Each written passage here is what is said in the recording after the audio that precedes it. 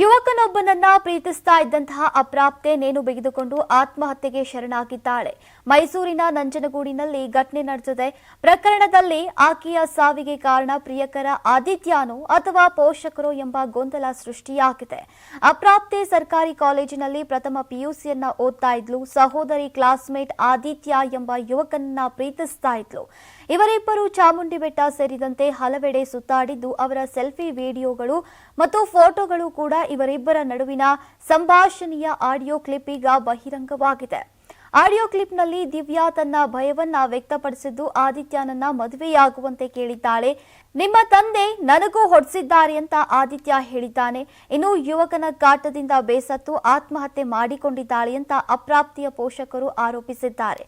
ಆದರೆ ಪ್ರೇಮಿ ಆದಿತ್ಯ ಆಕೆಯ ಪೋಷಕರೇ ಸಾವಿಗೆ ಕಾರಣ, ತಾನು ಯಾವುದೇ ಕಿರುಕುಳ ನೀಡಿಲ್ಲ ಅನ್ನೋದಕ್ಕೆ ಸಾಕ್ಷಿ ಒದಗಿಸ್ತೇನೆ ಅಂತ ಹೇಳಿದ್ದಾನೆ. ಒಟ್ನಲ್ಲಿ ಪೊಲೀಸರ ತನಿಖೆಯಿಂದ ಸಾವಿನ ಅಸಲಿಯತ್ತು ಹೊರಬರಬೇಕಿದೆ. ನೀವು ಸಣ್ಣ ಆಗ್ಬೇಕಲ್ವಾ? ಅದು ಒಂದು ಉತ್ತಮ ಆಹಾರದಿಂದ ಸಣ್ಣ ಆಗ್ಬೇಕಲ್ವಾ? ಪ್ರತಿದಿನ ನಮ್ಮ ಜೀನಿ ಸ್ಲಿಮ್ ನ ಯೂಸ್ ಮಾಡಿ ಯಾವುದೇ ಸೈಡ್ ಎಫೆಕ್ಟ್ ಇಲ್ದಂಗೆ ನೀವು ಸಣ್ಣ ಆಗ್ತೀರಾ.